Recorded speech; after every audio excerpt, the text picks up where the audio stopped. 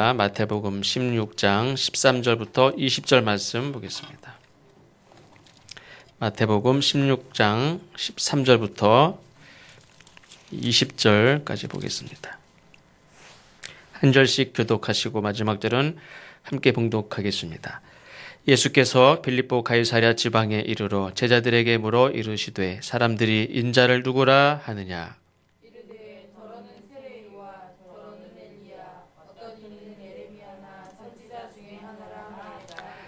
이르시되 너희는 나를 누구라 하느냐.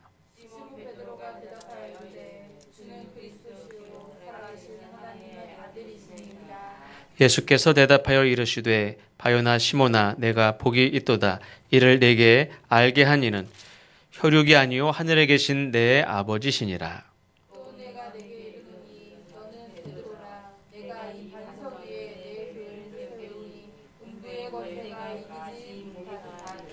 내가 천국 열쇠를 내게 주리니 내가 땅에서 무엇이든지 매면 하늘에서도 매일 것이요 내가 땅에서 무엇이든지 풀면 하늘에서도 풀리리라 하시고 이에 제자들에게 경고하사 자기가 그리스도인 것을 아무에게도 이르지 말라 하시니라. 아멘.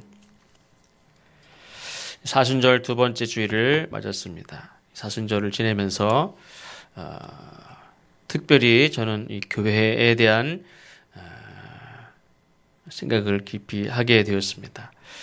내가 예수님을 알고 믿고 또 주님의 말씀을 따라 살아갈 수 있다는 것이 얼마나 감사하고 또 이 교회 공동체에서 신앙생활을 할 수 있다는 것이 얼마나 감사한지를 생각을 했습니다. 1974년 이 워터게이트 사건이 있었습니다. 이때 대통령이 닉슨 대통령인데 이 닉슨 대통령이 이 미 하원 사법위원회에서 탄핵안이 가결된 지 4일 만에 사퇴를 합니다. 그래서 미국 역사상 임기 중에 사퇴한 최초의 대통령이고 또 유일한 대통령이라고 합니다. 이때 이 닉슨 대통령의 특별 보좌관이었던 찰스 콜슨이라는 사람도 함께 이 워터게이트 사건으로 감옥에 가게 되었는데, 본인 입장에서는 감옥에 갈 때는 참 불행하다. 아주 권력을 가지고 또 이렇게 도청을 마음껏 하고 이렇게 권력을 행사하던 그런 살았던 그런 때도 있었지만 또 한순간에 그게 다 들통이 나서 다 뒤집어지고 자기가 보좌하던 대통령이 사임을 하고 또 그 관련된 모든 사람들이 다 감옥에 가는 얼마나 불행하다고 생각하겠습니까? 근데 그 와중에 다행인 것은 이 사람이 감옥에서 예수님을 믿게 되었습니다. 그리고 그가 쓴 책이 Born Again이라는 책을 썼는데 그러면서 이분이 특별히 이렇게 선교에 관심을 둔 부분이 교도소 선교였다고 합니다. 교도소를 여러 군데를 방문하고 또 관심을 가지고 돌보고 또 그 출소한 이후에도 많은 교도소 선교를 감당을 했는데 그가 이제 브라질의 휴메이타라는 교도소를 방문을 한 적이 있답니다. 이 휴메이타라는 교도소는 일반 교도소와는 달리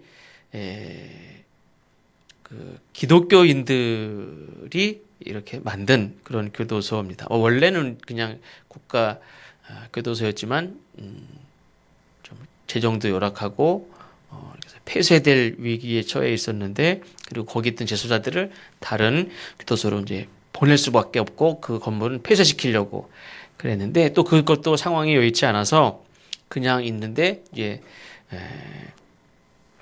브라질의 오토보니 변호사라는 사람과 몇 명의 기독교인들이 어떤 프로그램을 진행하고 있었는데 그게 뭐냐면 교도소에 수감하고 있던 사람들이 출소하고 나서 또 죄를 범하는 경우가 굉장히 많죠.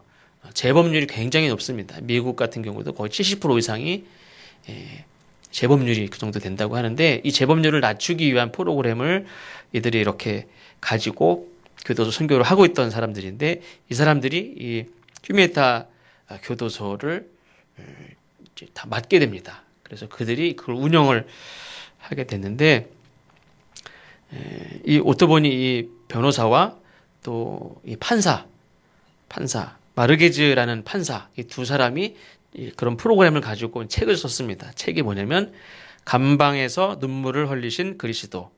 감방에서 눈물을 흘리신 그리스도. 다 기독교인들이 좋은 교도소 프로그램을 만들어서 일반 프로그램들은 다 뭐 그냥 법대로 하는 거죠. 뭐 두들겨 팬다든지 독방에 넣는다든지 뭐 밥을 안 준다든지 70년대면은 굉장히 열악한 그런 시대죠. 지금도 뭐 이렇게 또 인권에 이렇게 침해를 받는다고 하고 뭐 이렇게 하는데 70년대면 굉장히 열악한 그런 교도소. 죄인이니까 죄수면은 뭐 그 볼 것도 없는 거죠. 두들겨 패서 죽으면 죽는 거지 뭐 누가 그 인권이 어디 있습니까? 그런데 굉장히 인권을 존중하고 그 교도소에 수감된 사람들을 한 영혼으로 바라보고 한 사람으로 존중하고 그들을 진심으로 이렇게 믿어주고 돌보고 또 실제로 보호하고 그래서 대부분은 교도소에 있는 이런 교관들이나 이 법을 집행하는 사람들은 법대로 하고 죽으면 죽는 거고 뭐 장애인이 되든 뭐 어떻게 아프든 상관이 있어. 자기네들이 죄인이고 죄 감옥에 왔으면 그거를 감수해야지. 그런데 이 사람들은 그 재소자들을 실질적으로 보호도 하고 돌보기도 하고 치유하고 이렇게 그래서 나가서 재범자가 되지 않도록 하는 프로그램을 끈기 있게 계속 진행을 하고 있었습니다. 그래서 이 프로그램이 책을 출판하면서 많이 알려졌는데 이 범죄자를 보호하고 돕는 기관. 일반적으로 교도소는 죄인들을 가두고 벌 주고 하는 그런 개념이 많지 이 죄인들을 보호하고 돕는다는 개념이 없었어요.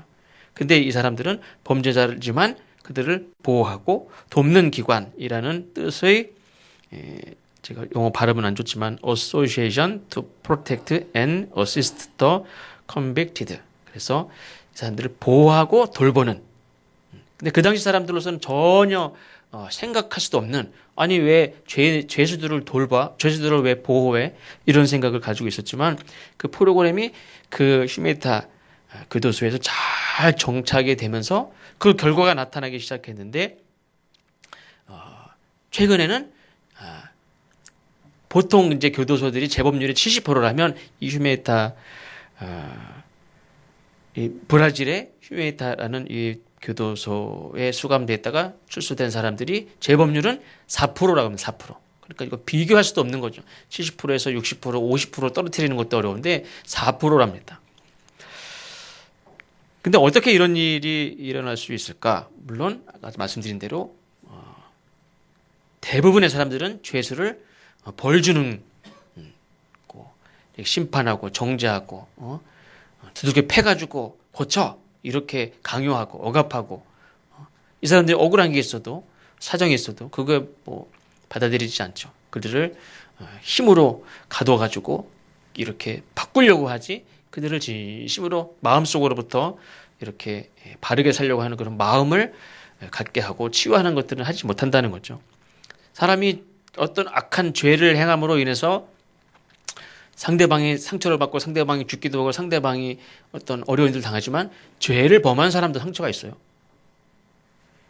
악을 행한 내가 죄를 졌구나. 내가 치명적인 그런 사람들로부터 인정받지 못하고 칭찬받지 못하고 정죄받고 비난받는 그런 사람이 됐다는 거 내가 죄를 저질렀다는 것 자체로 자기에게 얼마나 큰 상처가 있고 절망감이 있고 자기 자신에 대해서 원통하고 또 불만이 있고 자기 인생이 이렇게 된 것에 대해서 상처가 있어요. 근데 그것을 치유하고 돕고 하는 자들이 그때까지만 해도 없었어요. 근데 이 기독교인들이 이 죄수들이지만 죄를 지은 사람들이지만 이들을 보호하고 진정으로 새로운 사람으로 거듭나게 하기 위해서 많은 노력을 했습니다. 아까 말씀드린 그 찰스 콜슨이라는 사람이 이 휴메타 교도소를 방문을 했습니다. 그런 이제 이야기도 알고 그런 놀라운 곳인 것을 아니까 그것을 이제 더 방문하고 관심을 갖게 됐습니다.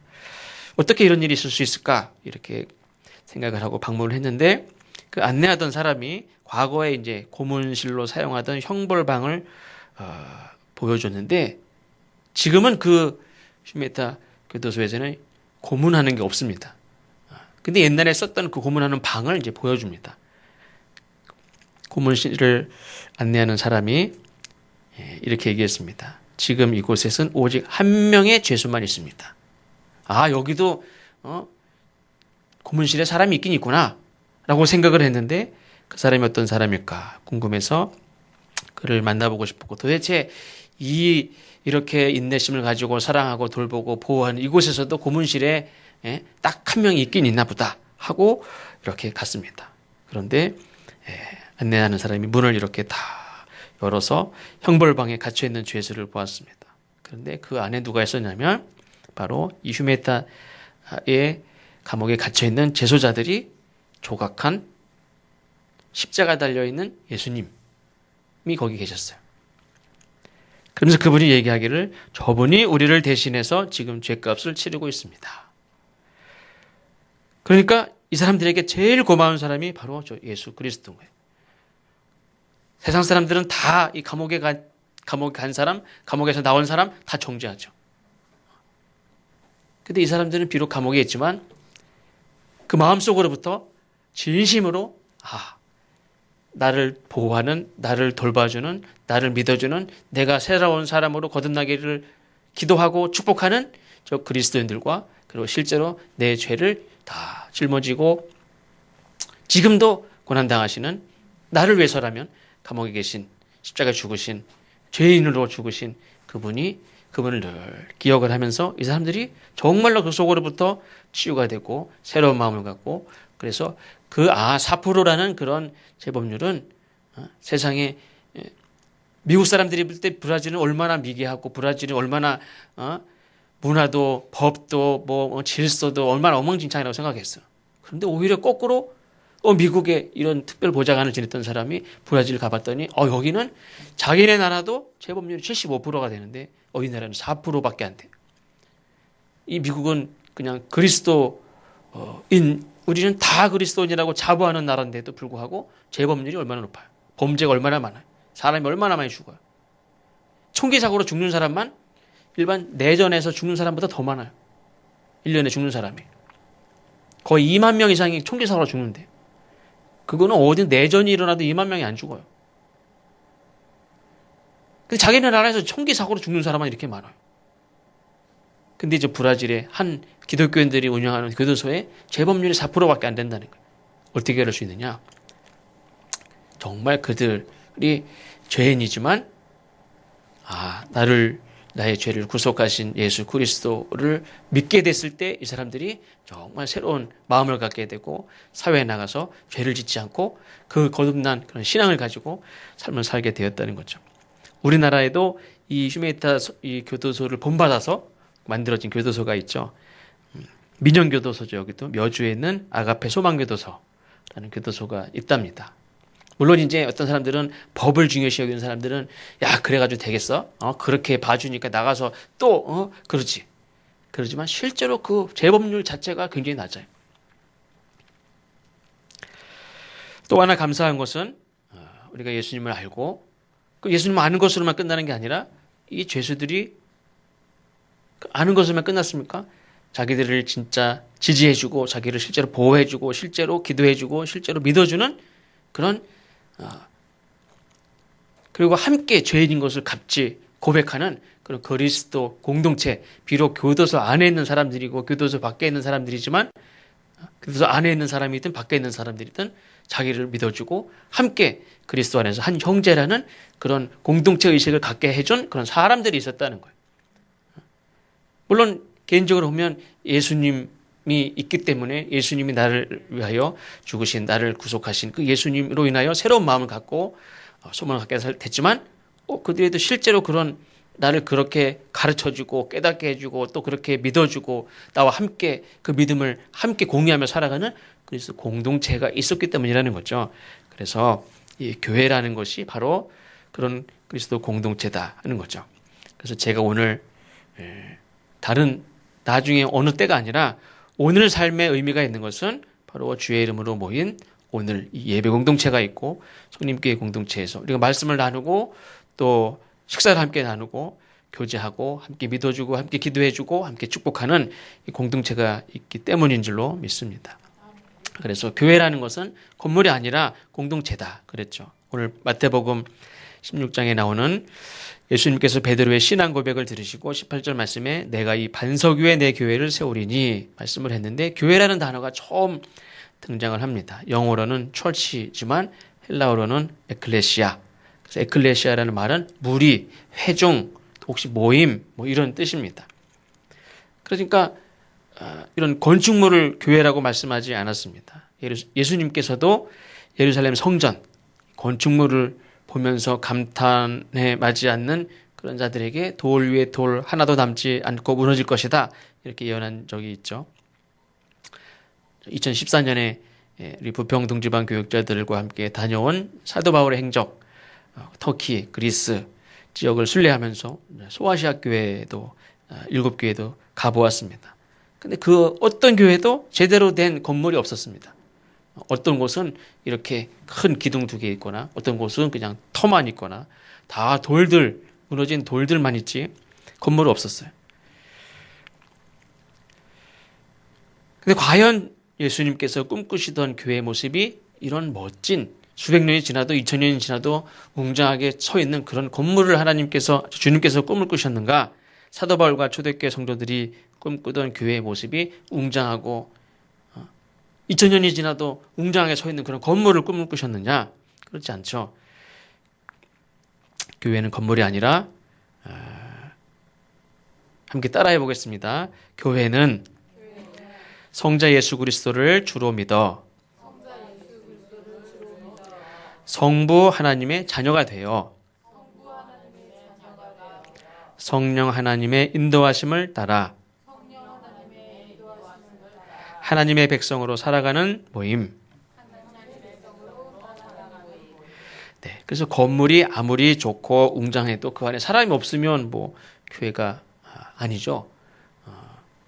사람이 있어도 그들이 예수님과 상관이 없으면 하나님의 자녀로서의 정체성이 없으면 또 성령 하나님의 인도하심에 따라 실제로 살지 않는 자들이라면 그 공동체, 비록 사람이 모인 거고 무리고 회중이라 할지라도 교회라고 할 수 없죠. 그러나 반대로 혹시 건물이 없어도 예수 이름으로 모이는 모임이 있고 공동체가 있다면 숫자에 상관없이 분명한 하나님이 기뻐하시는 교회라고 할 수 있습니다. 그래서 우리 성림교회가 바로 그런 정체성을 분명히 가져야 될 줄로 믿습니다. 서울 제가 실제 건물로 못 보고 그냥 이렇게 인터넷에 찾아서 이렇게 사진으로만 봤는데 이 신천 로타리에서 충정로 사거리 방향으로 이렇게 가다가 오른쪽에 작은 건물이 하나 있는데 그 건물 입구에 신촌 예배당 이렇게 적혀 있습니다. 근데 원래는 야연 예배당이었었는데 지금 신촌 예배당 이렇게 그 나무판에다가 이렇게 붓글씨로 쓴 그런 교회 팻말 있죠. 근데 이 교회는 한국 교회의 성자라고 이렇게 많이 존경받는 분 중에 김현봉 목사님이라는 분이 개척한 교회인데 원래 이름은 이제 아연교회입니다. 감리교 아연교회가 아니고 이분은 늘 기도하고 말씀 읽는 일에 최선을 다하고 특별히 성도들을 돌보는 그런 목사님이었는데 특별히 가난한 사람들을 늘 섬기는 그런 분이었습니다. 교인 수가 1000명이 넘어도 교회는 그 지역에 다 편차촌들이 많았는데 교회 건물이 제가 한번 그 중국 그 동북 삼성 지역에 거기 갔을 때 교회를 가봤는데 그때 막 사스 한참 유행할 때였어요. 그때 교회를 갔는데 교회 집회는 이루어지지 않고 교인들이 다 어디에 있냐면 교회 건물 들어갈 수 없으니까 교회 건물 주위를 다 둘러서 몇천 명이 되는 교인들이 다 둘러서서 손잡고 밖에서 기도하고 그냥 가는 거예요. 왜? 집회가 이루어지지 않아요. 허용 안 돼서. 거기서 중국에서 허용된 그 교회를 말하죠. 근데 집회가 이루어지지 않아요. 그래서 모이면 안 되고 밖에서 손을 잡고 밖에 울타리에서 기도하고 가요. 근데 그 수천 명이 들어가는 교회인데 1층이지 3층이 아니라 단층이에요. 그래서 들어가 봤더니 어떻게 교회가 여기에 3,000명이 들어가나 4,000명이 들어가나 봤더니요. 그냥 기둥 해놓고 위에만 판자로 쭉 올린 거예요. 벽돌 건물이 아니고. 그러니까 넓게 지붕만 올린 교회. 근데 이 교회도 그 판자촌들이 이렇게 있는데 교인이 1,000명이 넘어가는 교회. 당시 영락교회도 막 1,000명, 2,000명 되는데 여기도 1,000명, 2,000명 그렇게 모일 때인데 영락교회는 교회 건물이 막 이렇게 쓸 때 이 교회는 교회 건물을 짓지 않았대요.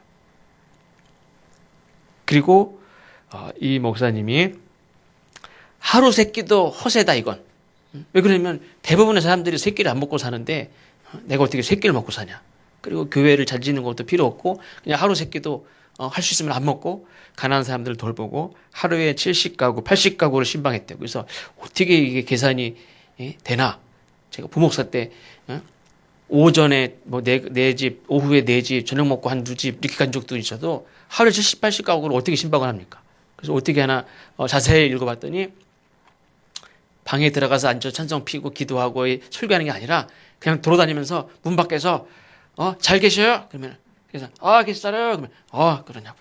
또 가가지고 이렇게 막 그럼 다니는 거예요. 그또 어떤 집은 가난한 집은 문 열고 들어가가지고 방바닥에 손 넣어보고 방바닥이 따뜻한가 연탄이라 잘 떼나 불이라도 떼고 다니나 이렇게 만져보고 연탄이 있냐고 보고 가고 또 가고 이런 식으로 하루 종일 교회를 막 성도들을 돌아보는 이런 분이었다고 합니다.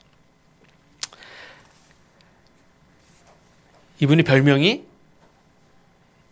목사님인데 이분의 별명이 뭐냐면 중목사. 왜 그러냐면 저도 어릴 때 그랬어요. 저희 아버지가. 남자들은 이렇게 깎고선 중학생들은 그렇잖아요. 이렇게 해서 귀 넘으면 막 저희도 막 이렇게 가위로 이렇게 해가지고 머리 조금만 길다. 그럼 이렇게 그냥 여기 이렇게 좀 자르면 좋은데 이렇게 넣어가지고 확 잘라버려요. 그럼 여기 소개가 확 잘리면 아무리 짧게 깎고도 이게 자국이 확실히 나요. 요즘에야 이렇게 깎고 또 이렇게 뭐 하니까 그렇다고 치지만 이렇게 잡고 그냥 바짝 대고 확 잘라버려요. 저희 아버지도 이발하고 왔다 그러면 이왕이면 바짝 깎고 오지 왜? 두 번 깎을 거 한 번만 깎으면 되니까. 그래가지고 한 번만 그렇게 바짝 깎고 오지 막 그랬어. 이분 목사님은요 아예 밀어버렸어요. 싹. 왜? 어디 가서 맨날 머리 깎는 것도 귀찮고 머리 깎는 것도 그것도 돈 들고 머리 깎는 것도 시간 없어. 머리 감고 머리 깎으러 다니고 이것도 시간이 없다고 생각을 해서 그것도 돈 주고 머리 깎으러 가는 것도 그것도 다 낭비라고 생각해서 아예 싹 밀어버리고 세수할 때 한꺼번에 하는 거죠. 이렇게 그냥 다 세수할 때 한꺼번에. 그 정도로 그것도 아까워서 그 정도로 아주 그냥 열심히 교인들을 찾아다니는데 돈 쓰는 거 아깝고 그런 분이었어요. 지금도 그 교회 가보면 그 교회가 천 몇백 명이 모였던 교회인데도요. 지금 교회 건물이 이게 옛날에 그렇게 모였던 교회인가? 아주 볼품없는 제가 사진으로도 보고도 그 이야기만 알았지만 보니까 막 인터넷에 막 찾아도 예배 그 교회가 안 나오더라고요. 어디 찾아보니까 신촌 예배당 했는데 거기에 그 김현봉 목사님이라는 분의 그런 목회 철학을 따라서 살겠다고 하는 목사님들의 모임이 지금도 일주일에 한 번씩 해서 모인대요. 그 목사님이 남긴 그런 믿음의 유산을 따라서 우리가 이렇게 살자. 그런 목사님들이 모임이 있는데 그 교회에 제가 말하는 건 그거예요. 교회에 신촌 교회 이렇게 안 하고 신촌 예배당 이렇게 붙였다는 거예요. 저기 공주에 공주감리교회에다 보면 공주 예배당 이렇게 돌로 이렇게 붙인 게 있어요. 그 예배당이지 크게 교회가 아니란 말이에요. 예배당 큰 게 중요한 게 아니에요. 그 목사님은 예배당이 큰 게 중요한 게 아니라 거기 예배드리는 사람이 중요하고 예배드리러 온 저 한 사람이 중요하고 예배드리는 말씀 전하는 내가 중요하고 예배드리는 찬양하는 사람이 중요하고 예배드리는 지금 이 우리가 중요하지 건물은 좋은데 마음은 심란하고 아무리 좋은 음악을 듣고 저기 주한장로교 같은 데서 아무리 놀라운 음악을 들어도 그게 중요하지 않다는 거예요. 예배당은 예배당인 거예요. 그 예배당이라고 붙였다는 거예요.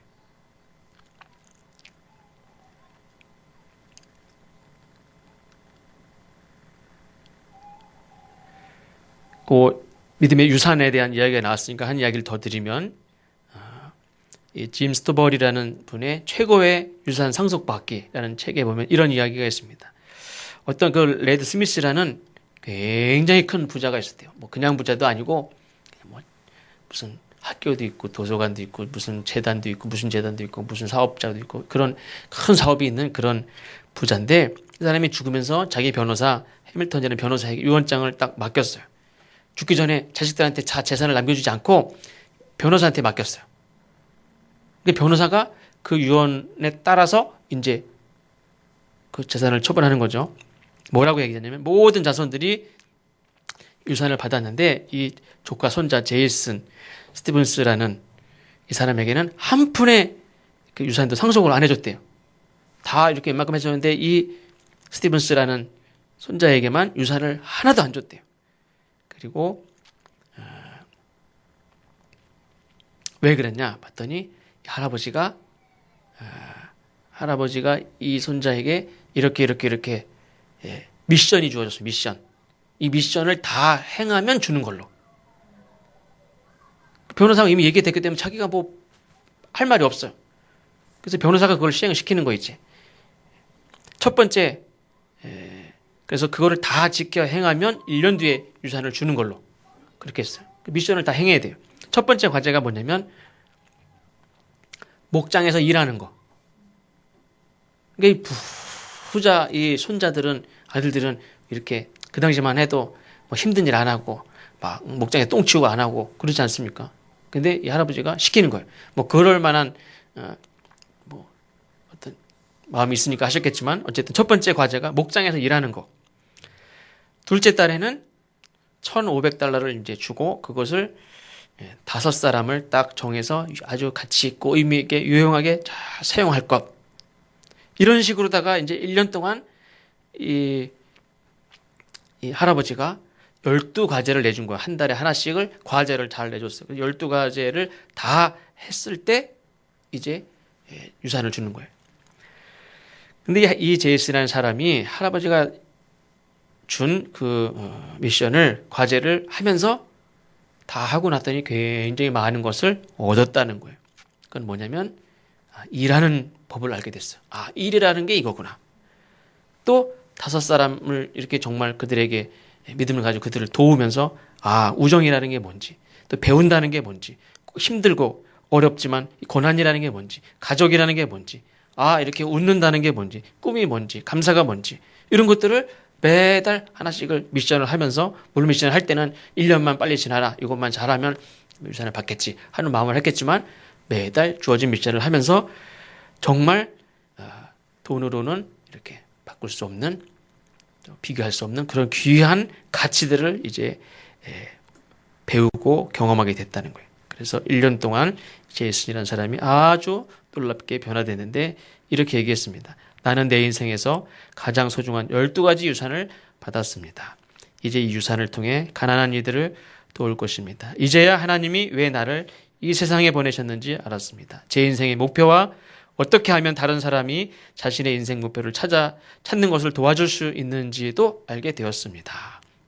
이렇게 얘기했답니다. 그때 이제 해밀턴 변호사가 제이슨을 불러서 할아버지 유언장을 읽어주면서 과제를 마친 조카 손자 제이슨에게 레드 스티븐스 고아원, 레드 스티븐스 도서관, 그리고 몇몇 장학재단, 병원, 그 외에 특별한 기관들의 기금을 관리하는 책임을 맡긴다. 12가지를 수행하고 그가 정말 가치 있고 정말 중요한 것들을 이제 얻게 되었을 때 돈을 얻은 게 아니죠. 유산을 아직 얻은 것도 아니지만 이런 가치를 얻게 되었을 때 그에게 이제 실제로 고아원이나 학교나 병원이나 기관들을 운영하는 책임을 이 사람에게 맡겼다는 거예요. 그래서 많은 돈을 물려주기보다 이런 실제로 돈을 물려받는 게 아니라 실제로 많은 사람을 도울 수 있는 그런 기관이나 병원이나 재단이나 이런 것들을 움직일 수 있는 그 책임을 물려주는 그것을 감당할 수 있는 만한 자격을 만들어주는 그런 인격과 삶의 가치관을 물려주는 그런 부모였고 그걸 받을 만한 사람이 됐다 하는 거죠. 우리도 그런 어른이 되어야 되겠다는 생각을 갖습니다. 그러나 우리가 대부분 우리가 살면서는 세상에서 잘 되기 위해서라면 심지어 기독교인조차도 야곱의 욕심, 야곱의 욕심도 심지어는 신앙이라고 생각하고 그걸 본받아서 막 사는 사람도 있어요. 어떤 책은 빼앗은 것도 축복인가 하는 그런 책 제목도 있어요. 마지막으로 그래서 우리가 이런 건강한 또 정말 하나님이 중요하게 여기시는 그런 가치들을 공감하고 그것을 실천할 수 있는, 그걸 행할 수 있는 그런 믿음의 유산을 정말 귀하게 여기고 그렇게 살아갈 수 있는 한 사람 한 사람 또 그러한 사람들의 모임이 바로 교회다 하는 거죠. 우리가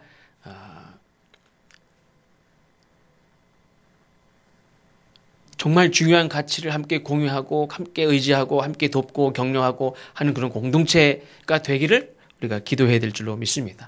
우리 성림교회가 저도 가끔은 그래요. 물론 어떤 교회 가보면 제가 이렇게 교회가 좀 더 넓었으면 좋겠다. 교회 사람들도 많았으면 좋겠다. 재정도 넉넉했으면 좋겠다. 물론 그렇죠. 그러나 제가 얼마 전부터 기도한 거는 단지 사람이 많은 게 중요한 게 아니에요. 정말 하나님을 향하신 신앙, 믿음을 가진 사람들이 많아야지. 이 자리에 정말로 하나님을 향해서 정말 진심으로 하나님을 찬양하고 하나님을 믿고 신뢰하고 고백하는 사람들이 많는 게 중요하지. 완전 여기서 있는 분들 중에서 어떤 한 사람이라도 다 이렇게 노려보는 사람 한 명 있으면 제가 말씀을 이렇게 함께 나누지만 하나님께 예배하는 거 아닙니까? 그러면 몇 명이 됐든 정말 모두가 하나가 되고 모두가 사랑하고 하나님께 축복하고 비록 여기가 심지어는 교도소라고 할지라도 내가 죄를 짓고 지금 죄 벌을 받고 교도소 안에 있다고 할지라도 정말 주님의 은혜로 알고 그 하나님을 기뻐하고 내가 감옥에 있어도 밖에 나가서도 내가 빨간 줄이 갔어도 안 갔어도 상관없이 그 주님을 기뻐하고 주님의 은혜를 감사하고 하나님 앞에 진심으로 찬양할 수 있는 그리고 그 사람을 축복할 수 있는 진심으로 그렇게 함께 격려할 수 있는 그런 사람들과 함께 예배하는 것 그 자체가 그것이 우리가 소원해야 될 우리 교회 공동체의 모습이다. 그렇게 또 우리가 그렇게 기도했으면 좋겠습니다. 마지막으로 예수님께서 질문했죠. 너희는 나를 누구라 하느냐 했을 때 베드로가 주는 그리스도시요 살아계신 하나님의 아들입니다. 이런 대답을 했습니다. 근데 예수님이 그 대답에 기뻐하셨는데 그 대답이 틀림이 없고 그 대답이 변함이 없을 것이라 확신했기 때문에 기뻐했을까? 아니죠. 칭찬받은 베드로가 그 직후 어떤 모습을 드러냅니까? 주님의 결단, 주님은 십자가의 길을 걸어가겠다고 하시는데 그것을 말리는 사단이라고 불리는 존재가 되지 않습니까? 조금 더 멀리 보면 자기 주님을 저주하면서까지 배반하는 자가 베드로예요. 그 베드로가 되죠. 근데 어찌 그의 고백을 기뻐하셨을까? 정답을 말했기 때문에 기뻐했을까? 아니죠. 베드로의 진심이 있기 때문에 그래요. 그런 의미에서 우리가 주님께서 세우신 교회는 물론 좋은 목, 예를 들면 핸드폰 가게들은 늘 이렇게 사거리에 좋은 몫을 찾죠. 그렇죠. 사람이 많은 곳을 찾고 식당도 그렇고 어떤 부동산도 그렇고 어디든지 장사하는 사람들은 좋은 자리를 찾아요. 교회도 좋은 자리를 찾을 수도 있어요, 물론. 그런데 예수님께서 세우신 교회는 좋은 땅에 세우는 것도 아니고 인구가 많은 곳도 아닌 부족하고 연약한 우리의 신앙 고백 위에 세우신다. 그렇게 말씀하셨다는 거예요. 그것이 얼마나 감사하고 은혜인지.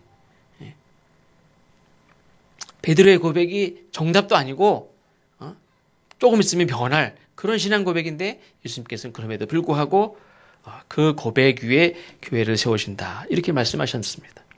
그래서 우리의 신앙 고백도 부실하고 허점투성이지만 그 고백 위에 교회를 세워나가시는 것은 우리를 사랑하시기 때문이죠. 우리가 살아온 삶도 다르고 또 예수님에 대한 경험도 다르고 믿음의 경험도 다 다르지 않습니까? 그런데 예수 그리스도를 주님으로 고백하고 또 하나님을 사랑하고 또 하나님을 믿고 의지하고 살아가는 주님 앞에서는 그럴듯한 신앙 고백을 하지만 우리는 세상 속에 나가면 또 언제 그런 신앙 고백이 있었는지 모르게 이렇게 저렇게 살아가지만, 그러나 오늘 이 시간 지금 하나님 앞에 드리는 고백이 진심이라면 하나님께서는 기뻐하시는 줄로 믿습니다. 그 고백 위에, 그래서 우리가 세상 속에 어떻게 살았을지 모르지만 예배 시간만큼은 더 집중해서 우리 진심으로 하나님 앞에 신앙을 고백하고 찬양을 하고 말씀을 나누고 말씀에 아멘하며 말씀에 결단해야 될 줄로 믿습니다. 이것이 내가 생각해도 부족한 신앙 고백이지만 그럼에도 불구하고 그 신앙 고백 위에 하나님께서 성림 교회를 세워나가시는 줄로 믿습니다.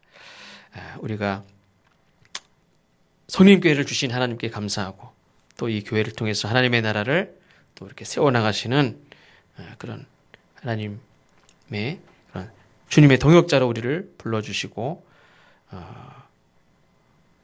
또 우리에게 힘을 주시는 그런 주님께 감사하는 그런 예배가 되기를 바라고, 또 우리 한 사람 한 사람이 우리가 바로 이 땅에서 건물이 아니라 정말 아름다운 신앙의 공동체로 세워나가는 한 사람 한 사람인 것을 꼭 기억하는 우리 모두가 되시기를 주님의 이름으로 축원합니다. 기도하겠습니다. 하나님 감사합니다.